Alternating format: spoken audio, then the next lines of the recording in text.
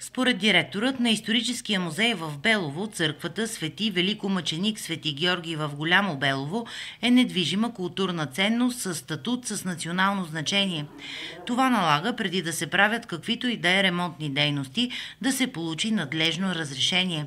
Според Севдалина Попова обаче, свещеникът в църквата е започнал ремонтни дейности, които нарушават автентичността на храма. В неговото задължение, и то му е вменено с закона, е да пази като добър стопанин храма, да не нарушава неговата автентичност, а когато по някаква причина това се случи, той да потърси компетентните органи, като най-напред се обърне към института, към Националния институт за недвижимо културно наследство.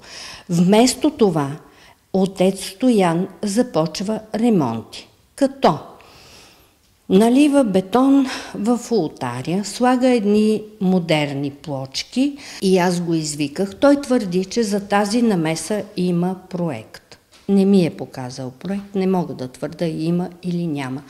След което изхвърли стасидите. Стасидите, това са столовете за богомолците. Те са автентични възрожденски мебели.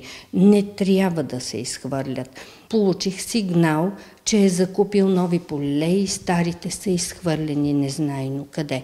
Не може да се действа така с един паметник на културата. Потърсихме за коментар и служителите в църквата в Голямо Белово. Как ще отговорите на обвиненията на музея, че правите някакви съвременни ремонти в храма? Първото е, което госпожата от Севда да дойде сама тук в църквата и да провери какво правим, а не да допуска до нея да достигат разни слухове неверни и да злепоставят свещеника ни. Съжалявам много, но това е друго, какво мога да кажа. Казахте, че някои от нещата са махнати, защото вече са били опасни за миряните, които идват в храма. Да. Вече 2 жени паднаха от столовето, които бяха счупени, и когато има тук сватби, има кръщенки или големи празненства, просто предупреждавахме хората да не сядат по столовете, защото вече 2 падания имат.